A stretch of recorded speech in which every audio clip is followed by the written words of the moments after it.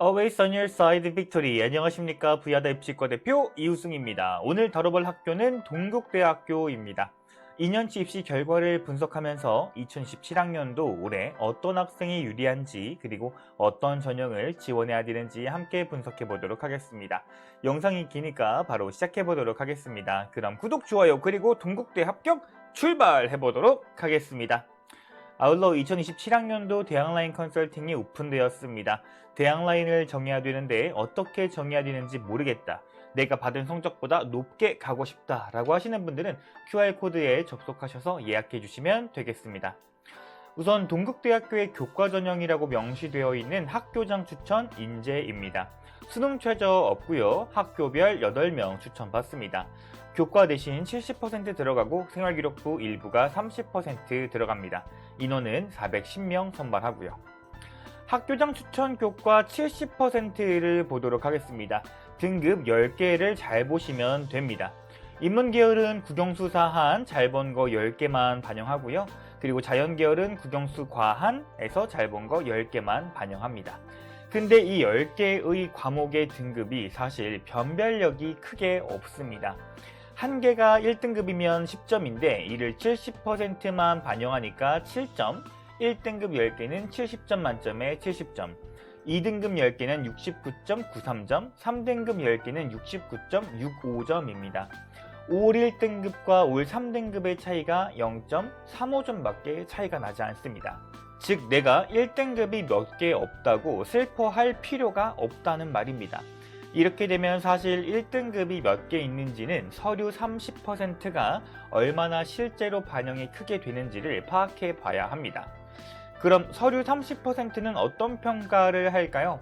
여기서 정말 중요한 포인트가 있습니다. 동국대학교 학교장 추천은 서류 30%가 들어가지만 우리가 흔히 말하는 자율활동, 동아리활동, 진로활동은 평가에서 제외됩니다.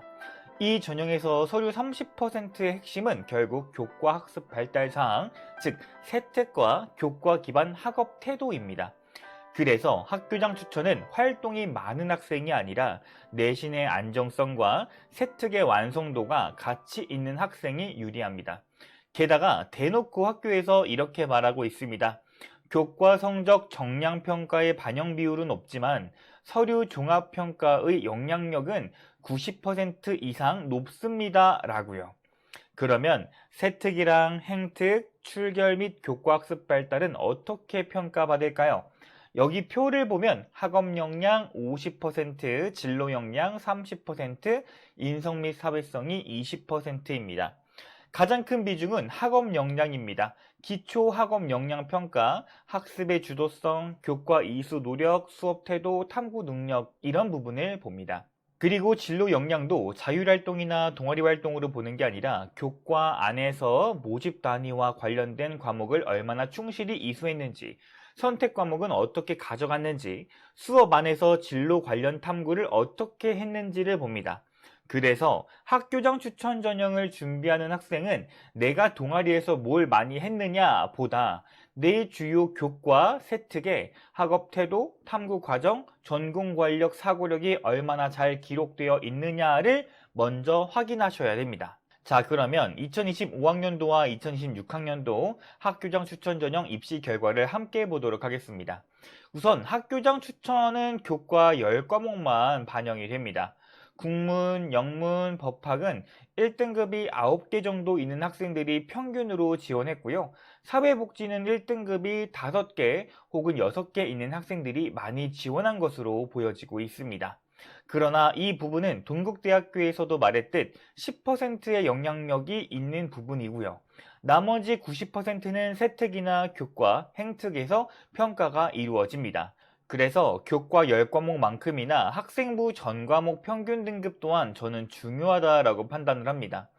평균 등급을 보면은 사학과 2.32등급, 법학과 2.12등급, 경제학과 2.25등급 등 2등급 초중반대 학생들이 보편적으로 합격하는 모습을 볼 수 있고요. 최저 등급의 경우는 수학과 3.12, 국제통상 2.94등급 등 2등급 후반의 모습을 보편적으로 보이고 있습니다. 그런데 유독 수학과에서 최저 등급 3등급 때까지 빠지는 모습이 보였는데요. 가장 큰 요인은 충원율 때문이라고 생각을 합니다. 수학과 충원율은 325%입니다. 최초 합격자가 상당수 빠졌고 예비 번호가 많이 돌았기 때문에 이러한 현상이 발생한 거라고 생각을 하고 있고요. 정치외교학과도 2.63까지 떨어진 것으로 보아 340%의 충원율의 영향력이 있지 않을까라는 생각을 가질 수 있겠습니다. 반대로 물리학과의 경우 충원율이 275% 정도로 다소 높게 평가되어 있지만 최저 등급이 2.2등급으로 높은 입결을 보이고 있습니다. 이 학과의 경우 적은 인원과 높은 경쟁률, 전년도 2.65등급, 2.68등급의 다소 낮은 등급의 영향력이 있다고 판단했습니다. 반대로 충원율이 낮아서 지원자가 빠져나가지 않은 학과들도 꽤 있습니다. 바로 식품산업관리학과인데요. 3명의 적은 인원수, 21명의 지원자, 67%의 적은 충원율, 이러한 학과들은 경쟁률이 엄청 높지 않으니까 괜찮다고 보시면 안 되는 학과들입니다. 여기서 또 말씀드리고 싶은 부분이 올해 모집 인원 2명에서 4명 사이인 학과들은 보이시는 표 입시 결과 그대로 믿으시면 안 됩니다. 보편적으로 2등급 초중반대라고 생각을 하고 지원을 해야 됩니다. 이러한 학과들은 한 명만 등급이 낮아도 최저컷이 크게 내려가기 때문에 보수적인 접근이 필요한 부분입니다. 이 표에서 가장 먼저 봐야 될 부분들은 경영대학입니다. 2025학년도에는 경영, 회계, 경영정보가 따로 있었는데 2026학년도에는 경영대학으로 통합되었습니다. 전 과목 최저가 3.48까지 보이니까 3등급 중반도 경영 가능하다라고 해석하시면 위험합니다. 이 최저로 찍힌 학생들은 서류 30%에서 세특과 교과 이수 과정이 매우 높은 평가를 받은 학생입니다. 바이오 관련 학과들은 학생부 평균과 최저 모두 매우 높은 모습을 보이고 있습니다. 특히 생명과학 1.96, 의생명 1.82 등 일선의 캠퍼스가 위치하고 있음에도 매우 높은 입결을 가지고 있습니다. 식품바이오융합공학과 역시 매우 높은 평가를 받는데요. 사실 의생명 및 생명공학을 준비하는 학생들은 식품과 영양에 대해 어느 정도 생기부 활동이 있을 수 있다고 판단을 합니다. 그래서 지원자 풀도 단단해서 2.23등급이 마지막 컷으로 보여질 수 있습니다. 다만 식품바이오융합공학과는 2025년 충원율이 271%에서 2016년 충원율 143%까지 올라왔기 때문에 작년에 2.73까지 떨어진 것이 올해 2.23까지 끝난 모습도 확인할 수 있었습니다. 이 부분에서 또 말씀드리고 싶은 게 충원율도 낮고요. 경쟁률도 낮은 학과들입니다. 여기 나와 있는 정보통신학과 및 산업시스템공학과가 그 예시인데요. 정보통신공학과와 산업시스템공학과는 경쟁률이 각 8대1, 7.88대1이라 겉으로는 상대적으로 낮아 보일 수 있지만 충원율이 71%, 63%로 낮습니다. 이 말은 경쟁력이 낮으니까 붙기 쉽다가 아니라 지원자 수는 적어 보이지만 합격자 이탈도 적어서 예비가 생각만큼 돌지 않았다라는 뜻으로 해석하셔야 되겠습니다. 컴퓨터 AI 학부는 경쟁률이 2년 연속 14.11로 동일합니다. 2025년 전과목 평균 2.0에서 2026년 전과목 평균 1.88로 좋아졌고요. 2026 10과목 평균 1.08입니다. 즉 컴퓨터 AI 학부는 지원자 수가 유지되면서도 합격생 수준이 더 강해진 학과로 볼 수 있습니다. 의료인공지능학과는 충원율이 80%, 지능형 네트워크 25%입니다. 즉 신설, 첨단학과인데도 예비가 많이 돌지 않았습니다. 사범대는 경쟁률보다 충원율 착시를 봐야 됩니다. 사범대는 경쟁률만 보면 10대 1 전후로 꽤 높아 보입니다. 하지만 교육학과 325%, 국어교육과 360%, 역사교육과 257%, 수학교육과 200%처럼 충원율이 꽤나 높습니다. 학교장 추천에서는 자율, 동아리, 진로가 빠지기 때문에 사범대 지원자는 특히 교과 세특에서 가르치는 능력이 아니라 교과를 깊이 이해하고 설명하는 능력이 보여야 합니다. 예를 들어 국어교육과는 단순히 교사를 희망함 보다는 문학작품을 해석하고 독서지도의 관점에서 탐구해보고 언어표현 분석이 중요하고요. 수학교육과는 수학 문제를 잘 푼다라기보다는 개념 설명력이 중요하고요. 증명하는 과정, 5개념 분석, 수학적 의사소통이 중요하다라고 생각을 합니다. 영화 영상학과는 2020년 전과목 평균이 1.68에서 2026 전과목 2.55 등급으로 크게 내려갔습니다.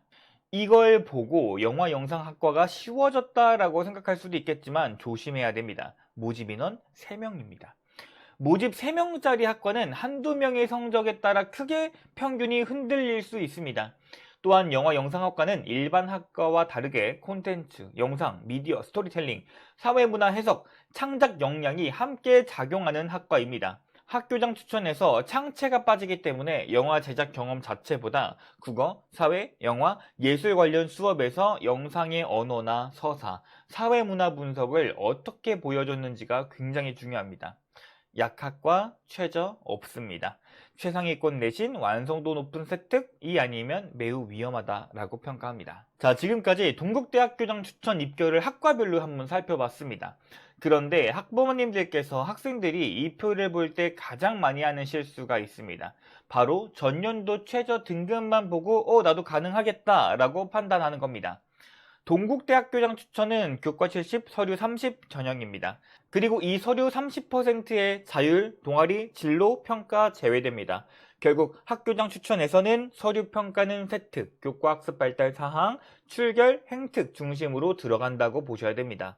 그래서 이 입결표는 단순 내신표가 아니라 세특까지 반영된 결과표라고 보셔야 됩니다. 2027학년도 지원자가 특히 조심해야 할 학과는 크게 6가지로 나눠볼 수 있습니다. 첫 번째, 경쟁률 반등이 가능한 학과입니다. 미커, 법학, 경제, 공공보건, 정통, 화공생물, 기계로봇, 시스템 반도체, 영화 영상처럼 2026학년도의 경쟁률이나 입결이 내려간 것처럼 보이는 학과들이 있습니다. 이러한 학과들 올해 오히려 조심해야 됩니다. 왜냐하면 수험생들이 작년에 낮아졌으니까 올해 기회다 라고 보고 다시 몰릴 수 있기 때문입니다. 두 번째, 충원율 착시학과입니다. 수학과 물리학과, 정외, 교육학, 국교, 역교, 수학교육처럼 충원율이 높은 학과들이 있습니다. 예비가 많이 돈 것은 맞지만 그렇다고 쉬운 학과라는 뜻은 아닙니다. 상위권 학생들이 다른 대학으로 빠진 결과일 수 있고요. 실제 10과목 평균은 대부분 1등급대 초반에서 중반으로 높게 형성되어 있는 학과들입니다. 세 번째, 충원율이 낮은 학과입니다. 정통, 산업시스템, 융합환경, 의료인공지능, 지능형 네트워크, 약학과 같은 학과는 경쟁률만 보면 만만해 보일 수 있지만 예비가 많이 돌지 않습니다. 이런 학과들은 최초 합격권 근처가 아니면 합격 가능성을 보수적으로 봐야 됩니다. 네 번째, 소수 모집 변동성 학과입니다. 모집 인원 2명, 3명, 4명 학과들은 전년도 최저 등급이 그대로 믿으시면 안 됩니다. 한 명의 합격자만 성적이 바뀌어도 평균과 최저가 크게 흔들리기 때문입니다.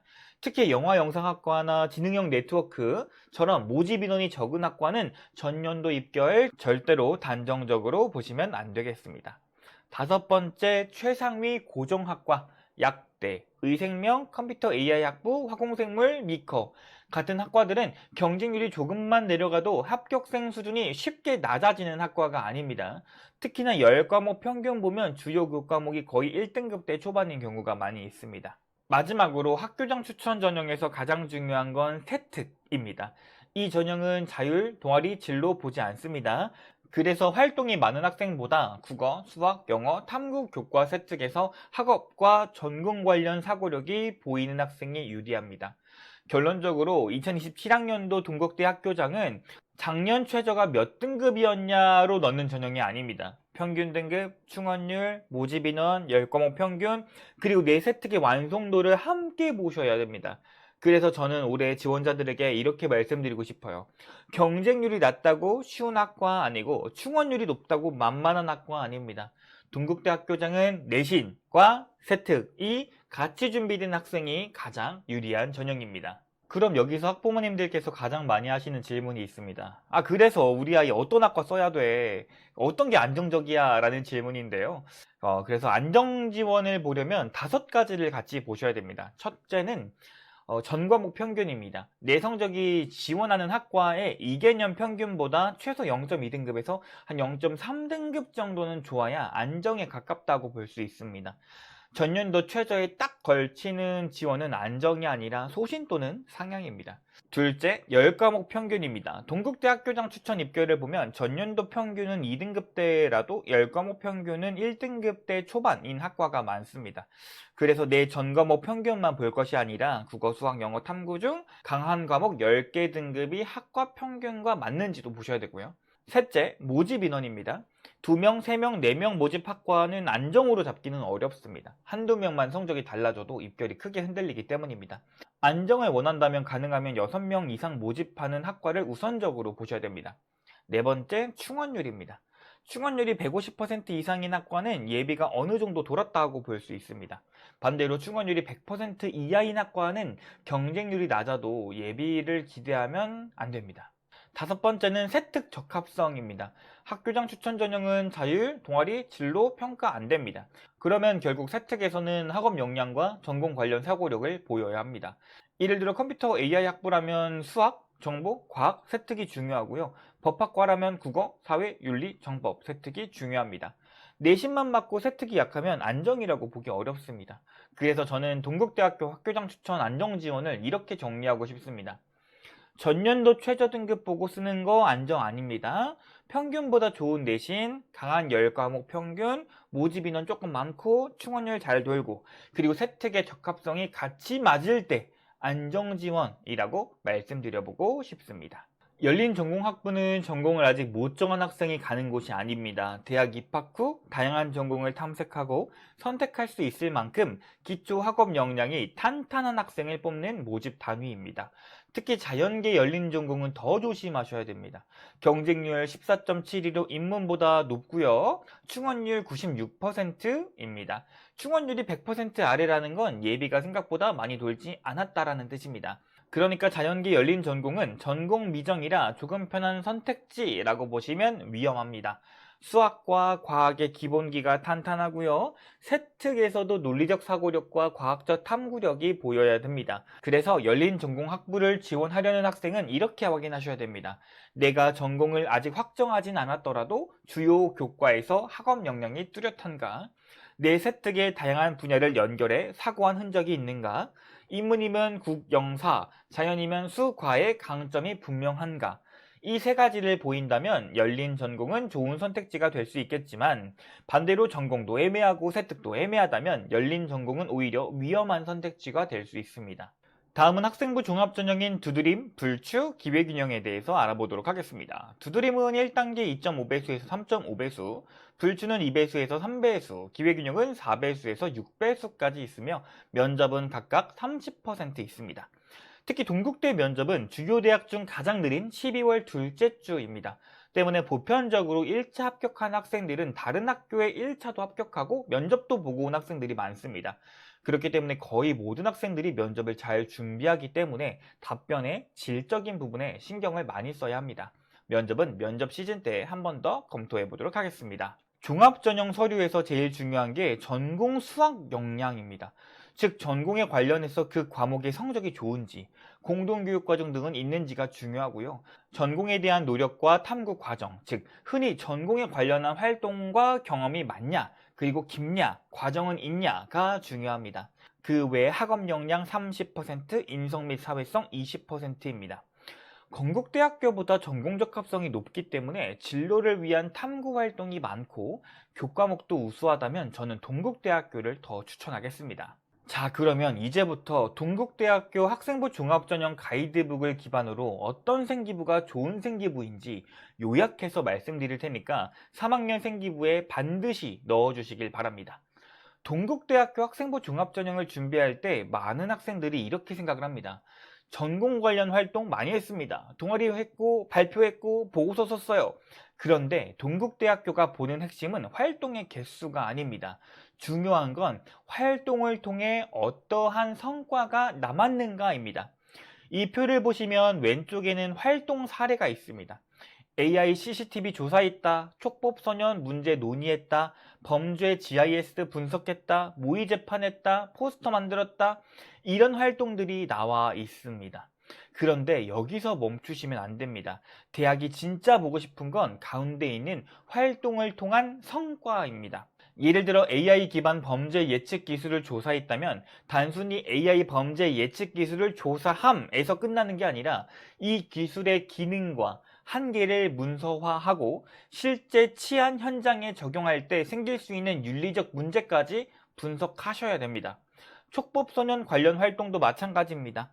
촉법소년법을 조사했습니다가 아니라 수정 필요성에 대해 자신의 주장을 제시하고 그 주장을 뒷받침할 근거를 사회적, 법적 관점에서 정리하셔야 됩니다. 즉, 동국대학교가 좋아하는 생기부는 활동명이 화려한 생기부가 아니라 활동 후에 학생의 생각이 깊어지고 문제 해결 방식이 구체화된 생기부입니다. 여기서 성과라는 것은 꼭 대단한 수상이나 외부 실적 말하는 게 아닙니다. 학교 안에서 할 수 있는 활동이어도 충분합니다. 자료를 분석해서 새로운 관점을 제시했다. 토론 후 자신의 주장을 수정했다. 문제 해결 방법을 제안했다. 친구들과 협업해서 결과물을 만들었다.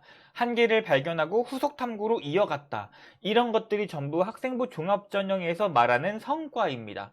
그래서 학생부 종합전형을 준비하는 학생들은 활동을 기록할 때 반드시 이 질문을 해야 됩니다. 그래서 내가 이 활동을 통해 무엇을 알게 되었는가?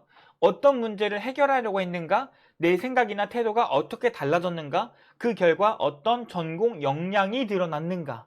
이 질문에 답이 있어야 좋은 생기부가 됩니다. 오른쪽을 보시면 도출된 전공 역량이 나와 있습니다. 진로 탐색 능력, 사회 문제 인식력, 비판적 사고력, 문제 해결력, 과학적 사고, 융합적 사고, 사회적 책임의식, 법적 지식 이해력, 윤리적 판단력 같은 역량들입니다. 결국 활동은 이 역량을 보여주기 위한 과정입니다. 활동 자체가 목적이 아니라 활동을 통해 이 학생이 어떤 사고력을 가진 학생인지 증명해야 됩니다. 그래서 제가 동국대학교 종합전형을 준비하는 학생들에게 꼭 말하고 싶은 건 이겁니다. 활동을 많이 하지 말고 활동의 성과가 보이게 하세요. 보고서를 썼다면 결론이 있어야 됩니다. 토론을 했다면 내 주장의 변화가 있어야 됩니다. 캠페인을 했다면 문제 해결 효과나 한계 분석이 있어야 됩니다. 탐구를 했다면 후속 질문이 남아야 됩니다. 동국대학교가 보고 싶은 것은 이 학생이 경찰행정학부에 관심이 있구나가 아니라 이 학생은 경찰행정학부에서 필요한 사고방식을 이미 학교 생활 속에서 보여줬구나입니다. 앞에서는 경찰행정학부의 사례를 중심으로 봤지만 이 원리는 경찰행정학부에만 해당되는 것이 아닙니다. 동국대학교 학생부 종합전형을 준비하는 모든 학과 지원자에게 똑같이 적용됩니다. 즉, 학생부 종합전형에서 중요한 것은 내가 이 학과에 관심이 있다가 아니라 이 학과에서 필요한 전공 역량이 내 생기부에 실제로 보이는가입니다. 그래서 제가 동국대학교 전체 학과를 크게 8개의 역량군으로 나눠봤습니다. 전공 역량은 학과마다 다 다릅니다. 그래서 모든 학생들이 똑같이 탐구를 열심히 했습니다. 발표했습니다. 진로에 관심이 많습니다. 라고 쓰면 안 됩니다. 법학과 학생은 법적 사고가 보여야 되고 컴퓨터 AI 학부 학생은 알고리즘적 사고가 보여야 되고요. 생명과학과 학생은 실험 설계와 결과 해석이 보여야 되고요. 미디어 커뮤니케이션 같은 학생은 사회문화 분석력이 보여야 되고요. 사범대 학생은 교과 이해와 교육적 소통력이 보여야 됩니다.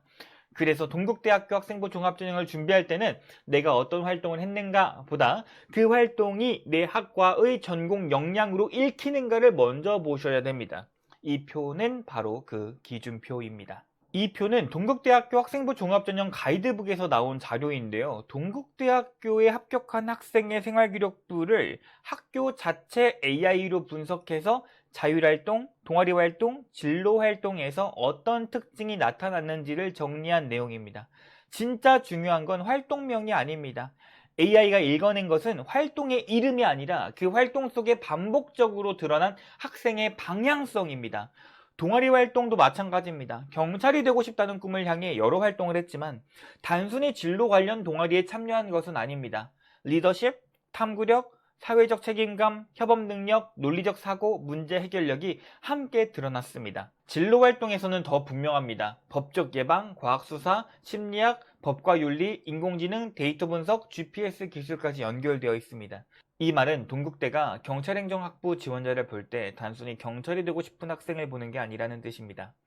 동국대학교가 보고 싶은 학생은 범죄와 사회 문제를 법적, 윤리적, 기술적 관점에서 분석할 수 있는 학생입니다. 좋은 생기부는 활동이 따로따로 흩어져 있지 않습니다. 자율활동, 동아리활동, 진로활동이 하나의 방향으로 연결되어 있습니다.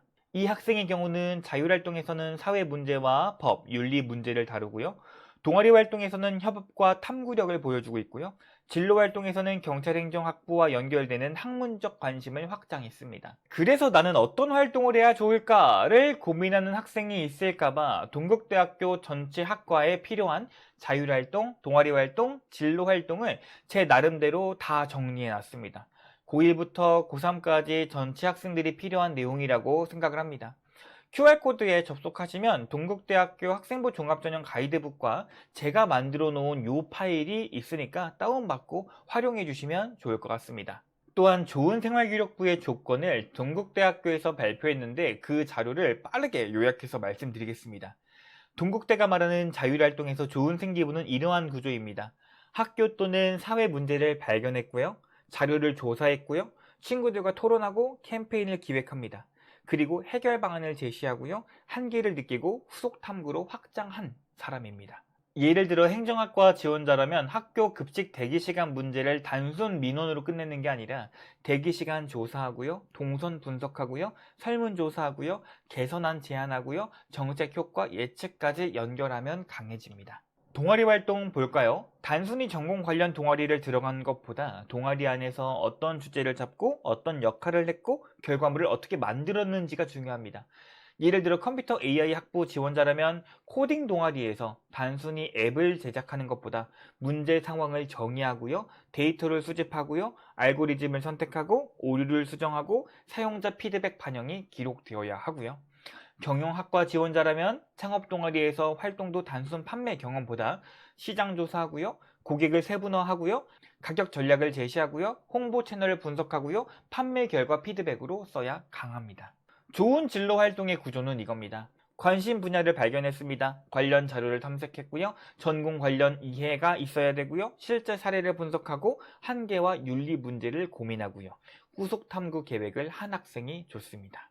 예를 들면 의료인공지능공학과라면 AI가 의료에 쓰인다가 아니라 진단보조 AI의 민감도, 특이도 문제, 오진 책임, 의료 데이터 편향 문제까지 다루면 동국대학교에서 아주 잘 맞는 평가가 될 겁니다. 이 부분 가장 중요합니다. 세특에서 가장 좋은 방식은 교과 개념 공부하고 현실 문제에 적용하고 자료 분석하고 본인 스스로의 해석하고 후속 질문 이런 것들입니다.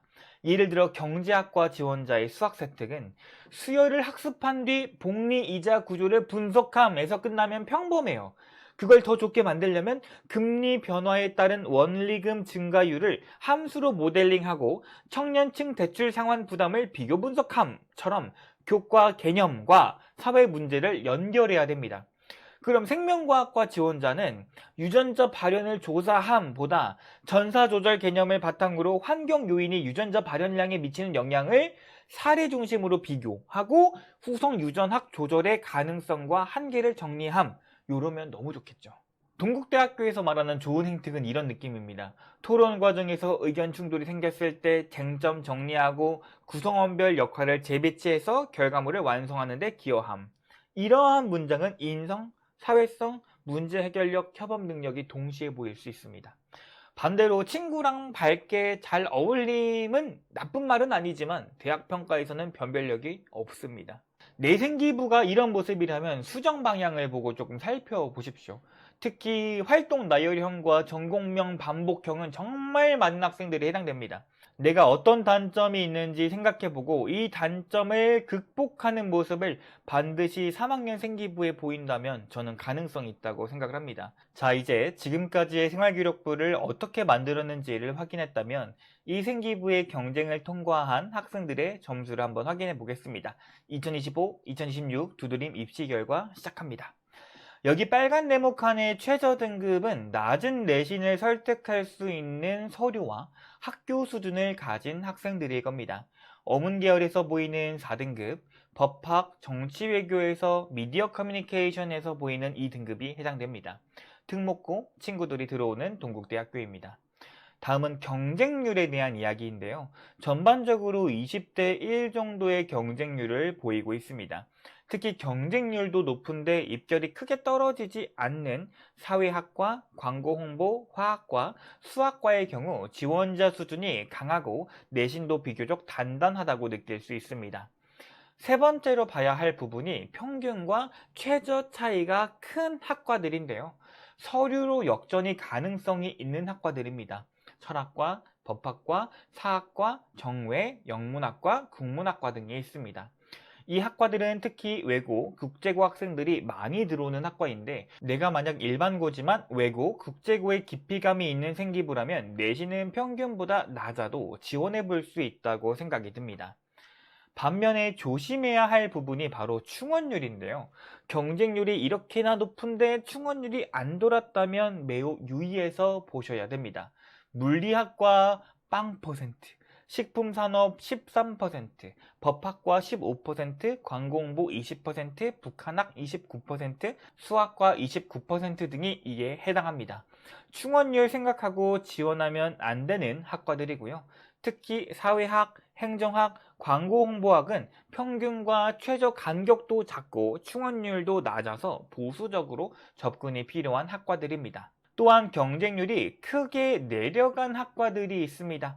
화학과는 32대 1에서 23대 1로 크게 줄어들었습니다. 이는 2025학년도 32대 1의 가장 높은 경쟁률, 그럼에도 불구하고 최저 2.42등급, 충원율 44%로 매우 단단했기 때문에 올해 이렇게 경쟁률이 정상 범위로 들어왔다라고 생각을 합니다. 경영대학은 2016년에 통합 모집으로 바뀌면서 모집 인원이 커졌지만 입결은 오히려 단단해졌습니다.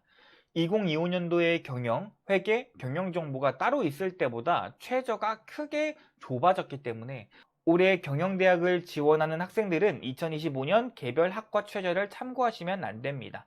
2026 통합 모집 기준으로 보셔야 됩니다. 바이오 의생명 계열은 경쟁률이 매우 높습니다. 전체 다 25대 1을 넘습니다. 또 최저도 2등급 초중반에서 끝납니다. 충원율 또한 높지 않고요.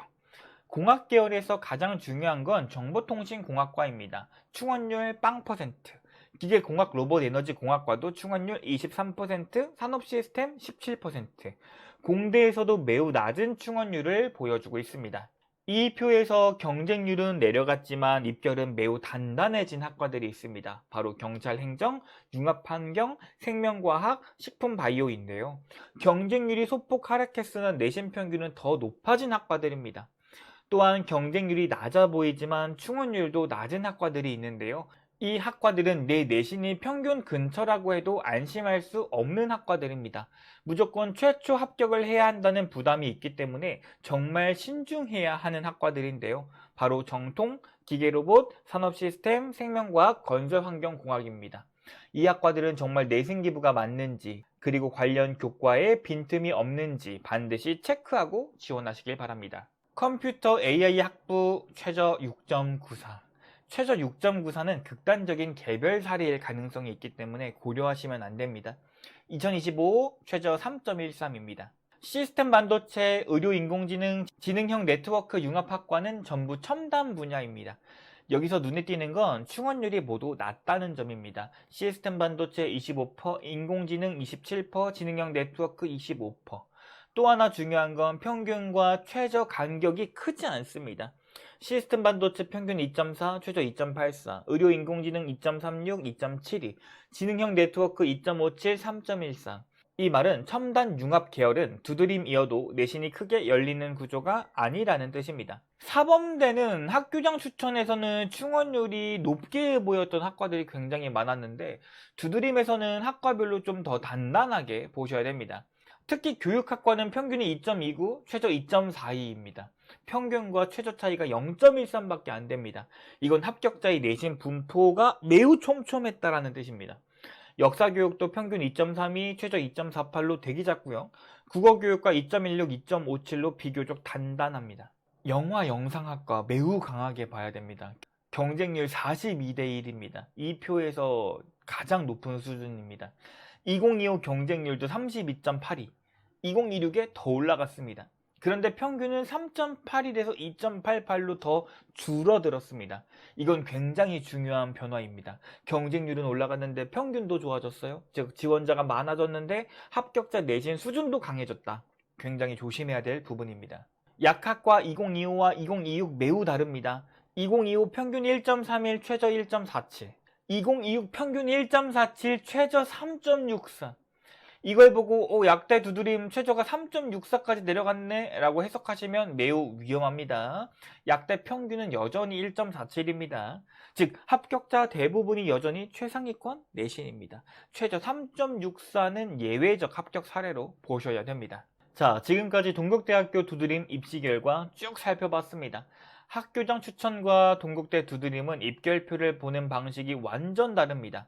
예를 들어 컴퓨터 AI 학부, 약학과, 영화 영상학과처럼 최저 등급이 크게 열려있는 학과들이 있습니다. 근데 이걸 보고 내신이 낮아도 가능하다라고 해석하시면 안 됩니다.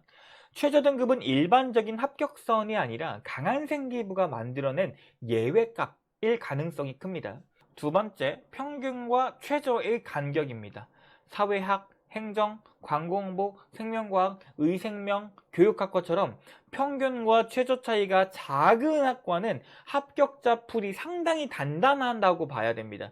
이러한 학과들은 서류로 크게 뒤집히기보다는 평균 근처 이상의 내신과 전공 역량이 함께 필요합니다. 반대로 철학, 법학, 사회학, 정외, 국문처럼 평균과 최저 차이가 큰 학과들도 있습니다. 이러한 학과들은 생기부가 강한 학생에게 기회가 될 수 있습니다. 하지만 여기서 중요한 건 단순히 활동 많이 했다라는 거 아니라는 거, 그 활동이 해당 학과의 전공 역량으로 읽혀야 가능하다라는 거 말씀드립니다. 세 번째, 충원율입니다. 두드림에서도 충원율이 낮은 학과 조심해야 됩니다. 물리, 정통, 산업시스템, 기계로봇, 법학, 광고홍보, 약학과처럼 충원율이 낮은 학과는 예비가 많이 돌지 않습니다. 이러한 학과는 경쟁률이 낮아 보여도 최초 합격권 기준으로 판단하셔야 됩니다. 네 번째, 경쟁률 쏠림입니다. 사회학 전공, 영화 영상, 식품바이오, 융합환경, 생명과학, 의생명과학처럼 경쟁률이 매우 높게 형성된 학과는 평범한 생기부로는 묻힐 수 있어요. 내신이 평균 근처여도 생기부에서 차별성이 없으면 위험합니다. 다섯 번째, 모집 단위 변화입니다. 경영대학처럼 통합 모집으로 바뀐 학과, 첨단 융합 계열처럼 자료가 1년치밖에 없는 학과는 2025와 2026을 단순 비교하시면 안 됩니다. 특히 경영대학은 2025 개별 학과 최저를 보고 판단하면 위험하고요. 2026 통합 모집 기준으로 보셔야 됩니다. 결론적으로 두드림은 낮은 내신을 허용하는 전형이 아닙니다. 낮은 내신을 생기부가 설명할 수 있을 때 가능성이 생기는 전형입니다.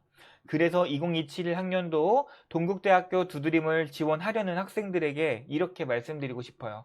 내 내신이 평균보다 낮다면 그 차이를 설명할 수 있는 활동의 성과와 전공 역량이 있는가? 내 내신이 평균 근처라면 경쟁률이 높은 학과에서 다른 학생과 구분될 만한 생기부인가?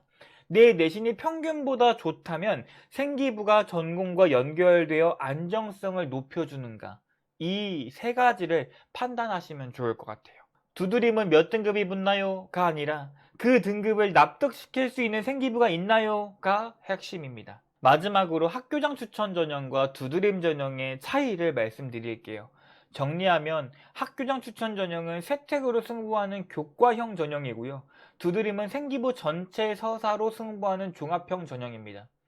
학교장 추천 전형 자동진 빠지기 때문에 활동 많은 것보다 교과와 세특에 강한 학생이 유리합니다. 반대로 두드림, 자동진 모두 보기 때문에 활동이 많다는 것보다 그 활동들이 하나의 전공 역량으로 연결되어야 합니다. 결국 동국대 지원은 내신이 몇 등급이냐보다 내 학생부가 어떤 전형으로 더 잘 읽히느냐를 판단하는 싸움입니다. 제가 영상에 괜히 여러 가지 주제로 여러 가지 이야기를 다루는 게 아닙니다. 오늘 저와 함께한 내용 반드시 하나도 빼먹지 않고 기억해 주셨으면 좋겠어요. 오늘은 2027학년도 동국대 지원 전략에 대해서 말씀드렸습니다. 영상을 보시고 내게 맞는 전형이 어떤 전형인지 분명히 알고 가셨으면 좋겠습니다. 지금까지 V야대 입시과 대표 이우승입니다. 시청해주신 모든 여러분 진심으로 우리 동국대 가자고요. 진짜.